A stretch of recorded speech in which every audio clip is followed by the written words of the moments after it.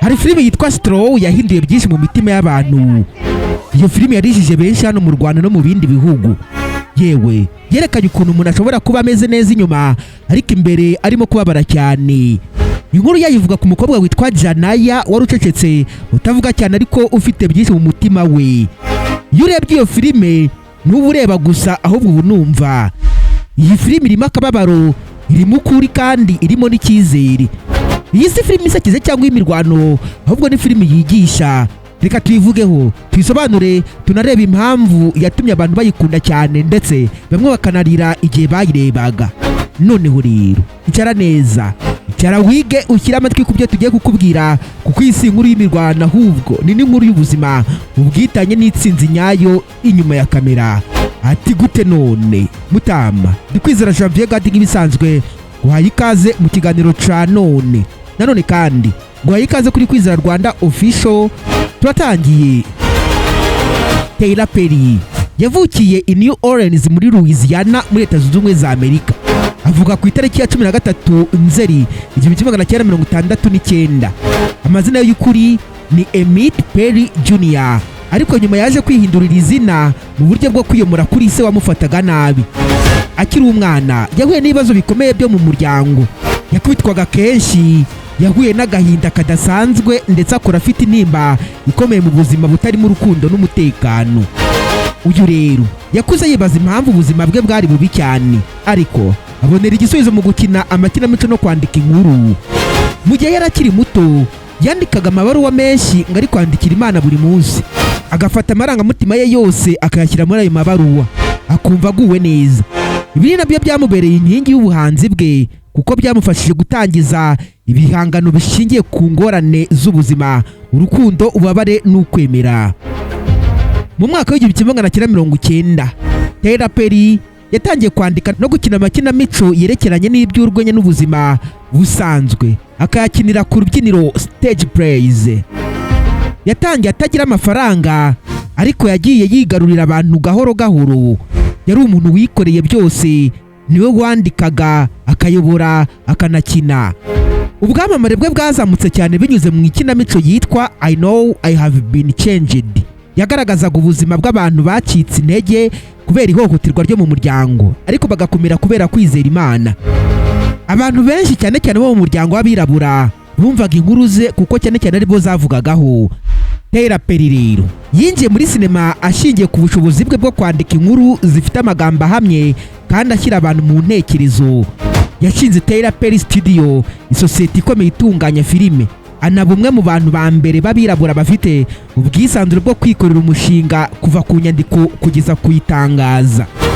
Yagiye akora filimi zakunzwe cyane nka Diary of Mad Black Woman ya 2005, Medea's Family Reunion ya 2006, Why Did I Get Married ya 2007, Acrimony ya 2018 na A Jazzman's Brew ya 2022. Izo zose rero zagaragazaga ibibazo by'urugo, ihuriro ry'amarangamutima n'ukwemera ndetse nimba mutima z'abantu bakunzwe cyane cyangwa barakajwe cyane. Nyuma y'imyaka myinshi akora filimi zifatwa nk'iz'urwenya cyangwa drama zisanzwe, Perry yaje kubona ko hari inkuru zikomeye abantu batari bagiseka, inkuru zikenewe kuvugwa mu bwitonzi n'amarangamutima atuje ariko ahambaye. Ibi nibyo byamugejeje ku mushinga wa filime Straw. Iyi filimi ikomeje kuriza abatari bake kubera ibiyikubiyemo. Filimi Straw yaje ari igitekerezo gitandukanye, ntiyari igamije gusetsa cyangwa guhumuriza, ahubwo yari igamije gutera abantu gutekereza cyane cyane ku bareba ubuzima bw'abantu bahora batuje ariko bafite umutwaro uremereye. Mu bijyanye na filimi Straw, Tyler Perry niwe wayanditse nka writer. Yayishyizemo amarangamutima n'uburambe bw'imyaka myinshi mu nkuru y'umugore umaze kurambirwa ubuzima. Niwe wayiyoboye nka director. Yategetse uko abakinnyi bagomba kwitwara, uko bagomba kwinjira mu mwuka w'inkuru, abatoza gutuza ariko batanga message iremereye. Niwe wayitunganyije nka executive producer. Niwe wagennye uburyo bwose bwo kwishyira kuri Netflix, aho yahise bimwe mu mafilime akurikiranwa cyane. Mu buryo bwihariye rero Tyler Perry yagaragaje Janaya Wilson nk'umugore utagaragara nk'intwari isanzwe ariko ufite intambara yihariye. Perry yashatse kubwira isi ko abantu nk'abo baba hafi yacu mu miryango yacu, mu mihanda, kandi ko ikibazo cyabo atari ubupfubyi cyangwa ubwoba, ahubwo ari ihungabana ryatewe n'imibereho mibi no kumva babayeho ari bonyine. Mu biganiro bitandukanye Perry yagiranye n'itangazamakuru, yavuze ko iyi filime ari ikiganiro gihamye ku buzima bwo mu mutwe bw'abagore n'impamvu twese dukwiye guha agaciro ibyo bacamo nubwo baba bacecetse. Tyler Perry rero kuva ku mwana wakuriye mu buzima bw'ihohoterwa n'ubwigunge yaje guhinduka umunyabigwi, ariko yibagirwa aho yaturutse. Strauss filime yakoze kugira ngo yishimishe, ahubwo n'indangagaciro. Ni igihamya cy'uko abantu bafite ububabare buhambaye bashobora kuba aribo batura mu mutima wa sinema ifite umumaro. Mu gukora iyi filime, Perry yagize ati, hari igihe uba ukeneye kuvuga ububabare bwawe ariko ukabura uwo ububwira. Iyi filime niwo mwanya abantu benshi bari bategereje. Aha rero ni ngombwa cyane gusobanukirwa uko filime Strauss yakiriwe n'abakunzi ba sinema nyuma y'iyerekanwa ryayo, cyane cyane kuri iyi filime itari isanzwe, ahubwo yari inkuru ifite umwihariko ijyanye n'amarangamutima yihishe n'ibibazo biremereye abantu benshi bahura nabyo ariko ntibabivuge. Rero reka dukore isesengura ryimbitse kandi rirambuye tugendeye ku buryo iyi filime yakiriwe n'abarebye, uko yaganiriweho mu itangazamakuru, ku mbuga nkoranyambaga, nuko yitwaye ku bipimo bikomeye bya sinema nk'uko bigaragazwa na Rotten Tomatoes, IMDb n'ibitekerezo by'abantu ku giti cyabo. Icya mbere ni umwuka filime yazanye mu rwego rwa sinema. Filime Strauss yagaragajwe bwa mbere kuri Netflix ku itariki ya 6 Kamena 2025, mu minsi mike ishize, ariko icyatunguranye ni ukuntu nta kwamamaza gukomeye kwabanjiriza isohoka ryayo. Tyler Perry yari yirinze kuvuga byinshi, ahubwo we muri we akemera ko filime yivugira y'ubwayo. Ibi byatumye benshi batungurwa kuko ubwo abantu bayibonaga bwa mbere, bamwe bayibonyemo inkuru iruhije isanzwe iteye agahinda, kandi banayibonamo ihishurirwa rikomeye ku buzima bwa buri munsi bw'abantu benshi batavuga. Byateje impaka, byanabyaye ibiganiro byinshi cyane ku mbuga nkoranyambaga.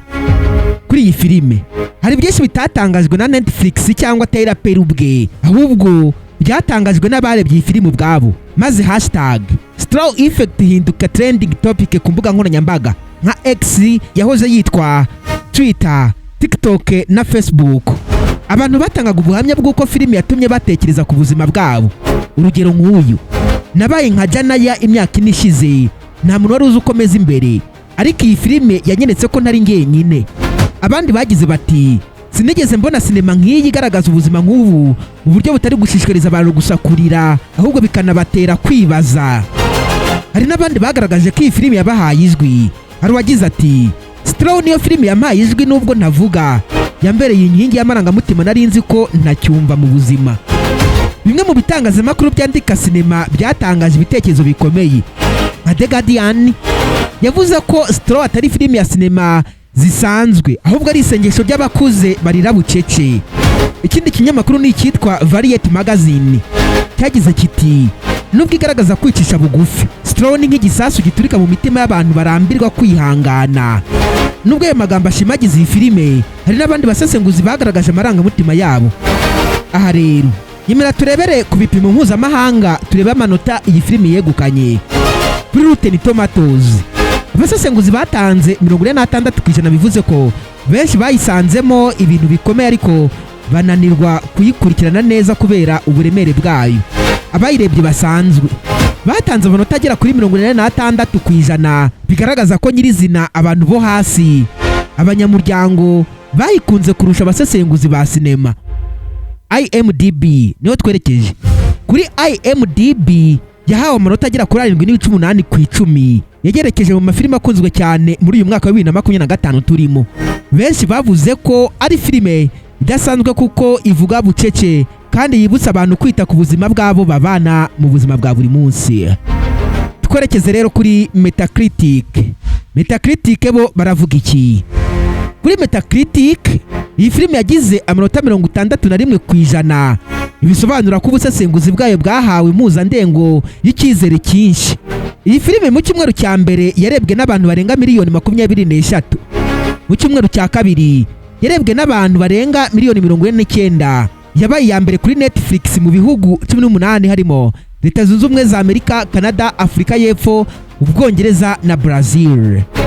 Netflix yatangaje ko Straw yabaye imwe mu mafilime yakunzwe cyane kandi ataravuzwe cyane mbere y'iyerekanwa ryayo, ari nabyo byayihaye imbaraga nk'umushinga wihariye wa Tyler Perry.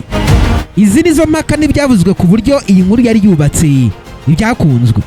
Inkuru y'ubuzima busanzwe bw'abantu benshi, uburyo Janaya Winston yerekana ububabare atavuga, ukuntu Tyler Perry yagiye kure y'uko asanzwe akora akagaragaza ubundi buhanga bwo kuyobora. Ibyanenzwe ni ububabare bw'inkuru bwatumye abantu benshi barira, abandi bakababara cyane.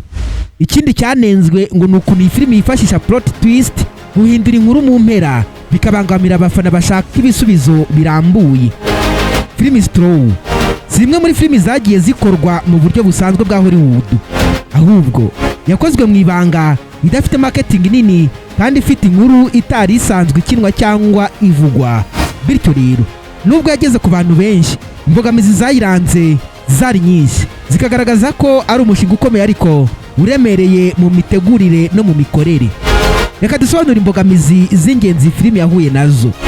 Imbogamizi ya mbere ni gukorera filime mu karere k'abaturage batishoboye cyangwa se community based shooting. Filime yafatiwe mu duce two muri Georgia ahari ikibazo cy'umutekano muke mu ijoro. Ibikoresho byifashishwaga mu mashusho byari bike.